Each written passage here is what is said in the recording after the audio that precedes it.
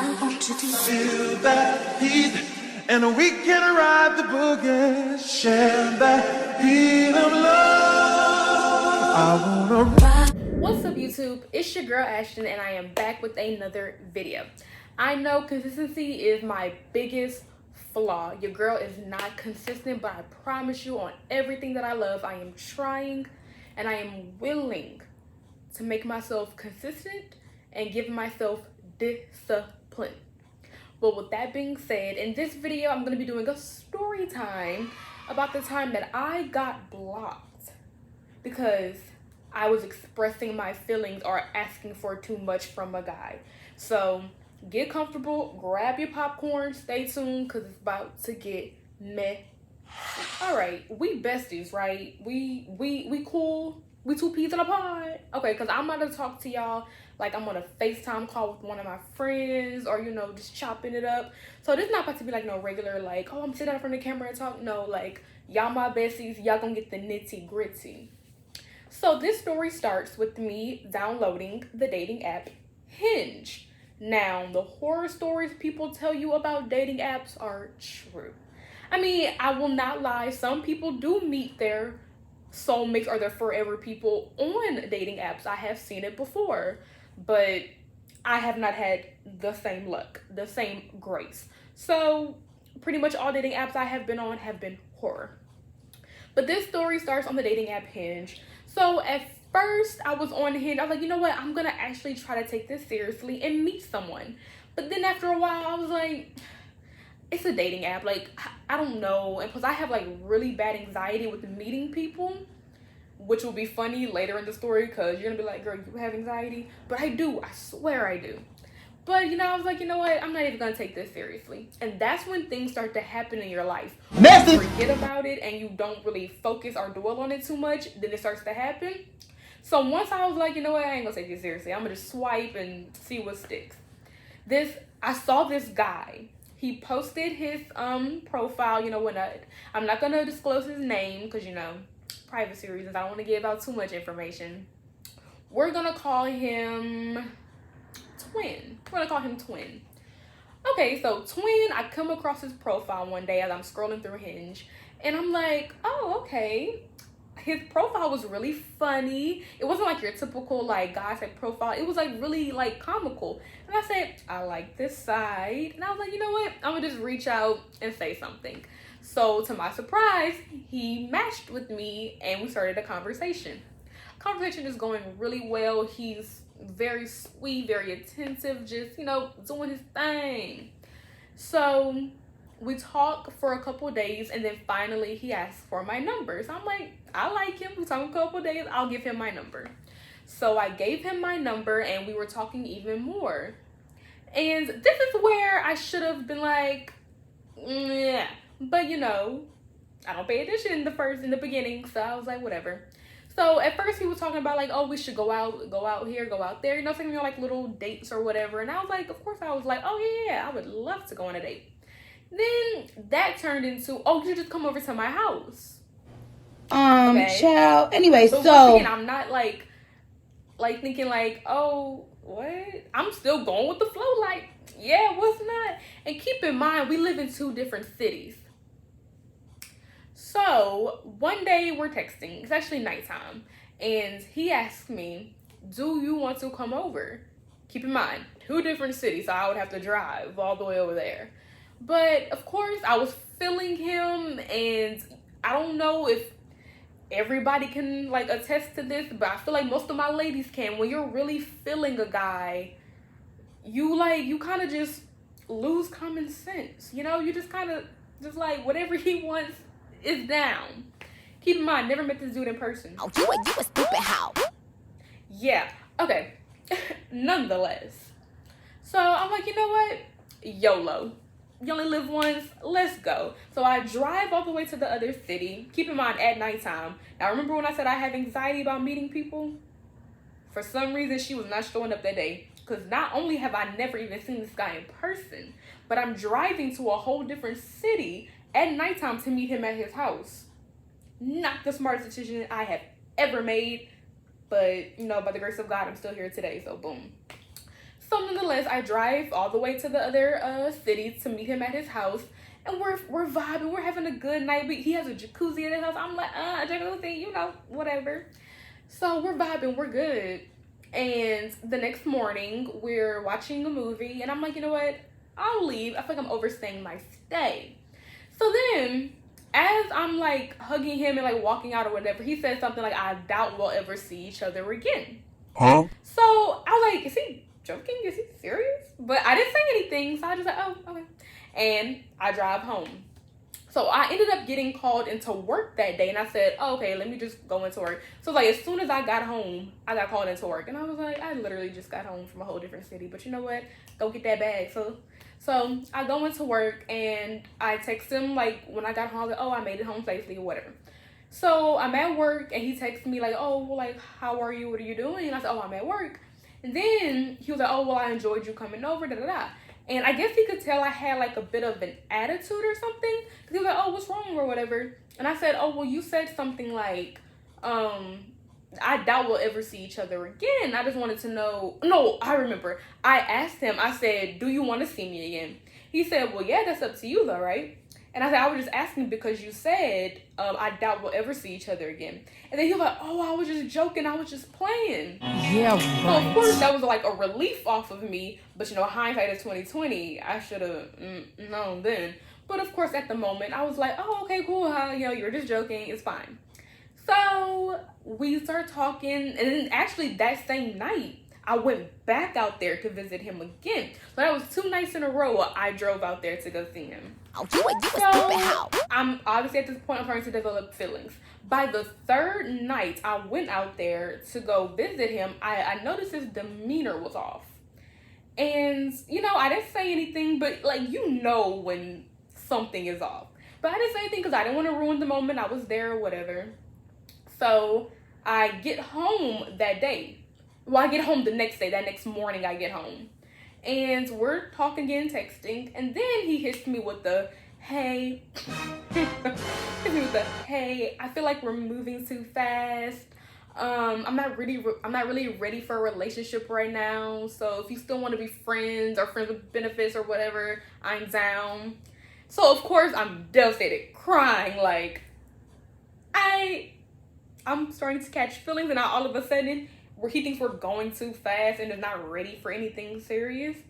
So I was like, okay, crying. But of course, I'm still catching feelings for him. So of course, I'm like desperate for any type of contact. So I was just like, okay, yeah, it's cool. We can still talk and be friends. It doesn't have to be anything serious. Knowing deep down I want it to be serious, but because I'm already catching feelings for him, I don't want to lose him completely. So I was like, I'll settle. Word of the day, settle, get into it. So I was like, okay, cool, whatever. I'll do what I gotta do to keep you in my life for however long. So nothing really changed. After that day, we were still talking every day like we always did, and still like seeing each other like we always did. So it was nothing like anything drastically changed. Until one day, he stopped responding. So I'm a very paranoid person. So like he didn't text me one day and I was like, okay. Then the next day he didn't text me all day. And so by like 6 or 7 p.m. that night, I decided to text him because something happened the day prior and I wanted to like share with him what happened. So I just texted him. I said, oh, you'll never believe what happened last night. No response. So then, like I said, I'm a paranoid person. So I started freaking out thinking something happened to him. So I'm texting my best friend. I'm like, girl, I think this boy died. Like, I don't know. Like maybe he ghosted me, crossed my mind once, but I always go to like the extreme, like, oh, he died. Like, he's gone. So I'm like, what happened to him? So finally, oh wait, no. So I text him, giving no response. Then I saw he posted on social media and I said, what? So I texted him and I said, I feel like you're leaving me in the dark about something. What's going on? He was all like, oh, I'm sorry. I didn't mean to ghost you. The feelings just aren't there. Y'all. When I tell you I was livid, because this boy, prior to this whole debacle, He told me, oh no, I would never ghost you. Fast forward a few months later, ghosted. Oh, you a stupid hoe. Okay. So of course I was like, you know, still desperate. I was like, is it me? Like, do you not dislike me? He was like, no, I'm just not ready for a relationship. So I said, okay, whatever. So we stopped talking for a few days, and then like I would always post like childish, but nonetheless, I would always post like little subliminals on my Snap story about him, like I hate what, just I don't remember, just little stupid things I would say. Very childish, I agree, but I was upset. I don't know, I was just all over the place for that boy. So I remember one day he slid up on my story and just was like, oh, are you still working out? Because me and him were like having like workout regimens, and we would like tell each other, oh, I worked out today, just to keep each other motivated. So he reached out and said, oh, have you still been working out? And I was like, yeah, I have, or whatever. So we started sparking up a conversation, and then he mentioned how he wanted to come see me. So of course I knew what that meant. So I was like, oh, so what? So I felt, after a while of that back and forth with him, I just felt like I was being used. He told me I was his friend, but he would only reach out to me when he wanted something from me, not just to talk to me because we're friends, right? So we would go weeks without talking to each other. Then like the only time we would talk to each other is if I reached out first. So I was just always like, this is getting old, but there was still a part of me that still yearned for him and still wanted to be liked or loved by him, even whatever the case was. Even though I knew this wasn't healthy and this was not going to end well, I still, like I said, I still yearned for that validation or that attention from him. So he was kind of an a-hole to me. And that thing that really upsets me, that he prides himself on being a nice person. He's always telling people to be kind. But I feel like he showed me very little kindness, if I'm being honest. Very little kindness. But so one night, it really tipped over. He was out with his friends and we were talking that night. And he gave his phone to his friend to respond to me. At this time, I didn't know. And the friend texted me and said, I really like you. So of course at first I was like, what? And then I was like, he's lying, like he's trying to play me. So I said, stop lying, or something like that. And then he was like, oh man, you know I'm just playing or whatever. He said something like that. So it really upset me, because at first I thought it was him who texted it. So I was just like, you know my feelings for you, so for you to sit there and joke and kiki like it's all funny is really messed up, and I do not appreciate that. He said, sorry, I gave my phone to my friend or whatever. So I started going off. I was just like, you know what? Because this is not healthy for either of us. You obviously do not care about me or care about my well-being. But every time I would say that, he would always pop up, no, I do care about you. It's just I'm not ready for a relationship or whatever. And I, like a dummy, just kept holding on to hope. So the next couple of days after that night were very scarce with him. And he would text me and be like, hey, like, you are my type, but like I said, I'm not ready for a relationship. I should have taken the hint and just left it alone, but of course I didn't. So I texted him and he read it but didn't respond. And I was like, oh, no. So I texted him again, but this message did not go through. And I was like, oh, interesting. But I was on my way to a Lil Baby concert that night, so I was like, I'm gonna deal with that when I get back home or tomorrow. So I got back home from the Lil Baby concert, and I noticed my message still didn't go through, and I said, you know what, he probably blocked me, whatever. So that morning I wake up and I'm like, so I called him to see if it would go through, and it went straight to voicemail. I said, oh yeah, I'm blocked. So I said, oh, okay. So at first I was very upset and very hurt, like, what an a-hole. But then I was like, no, it is also your fault, because this boy has told you time and time again he does not want a relationship, and you still held on to hope and still kept being like, okay, well, maybe one day. But at the same time, I don't feel like what I did was too extreme. Even if he did want to be just friends or whatever the case, I feel like that was a lie as well.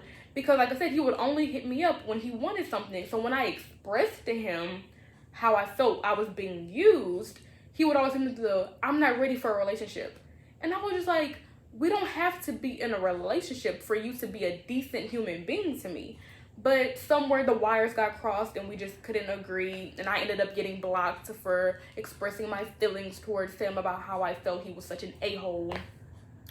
But yeah, so moral of the story, do not fall in love on Hinge. Do not fall in love at the Jersey Shore, kids, please. But nonetheless, lesson learned. We all go through things. At first I was upset, but now I'm over it. As you can see, like, it's water under the bridge at this point. But yeah, I am a hopeless romantic, though. That is just a trait of mine. I cannot help it. No matter how many times my heart gets ripped apart and stomped on, I will always believe in love, and I will always believe there is someone out there for me, and I won't give up hope for that. So to everyone watching this video, do not give up hope, okay? I promise. I'm still single, I'm still struggling, so trust me, I'm in the same boat. But I do feel like there is someone out there for everyone, and I am willing to sit here and wait for the perfect person to come up to me and sweep me off my feet and all that good romantic stuff.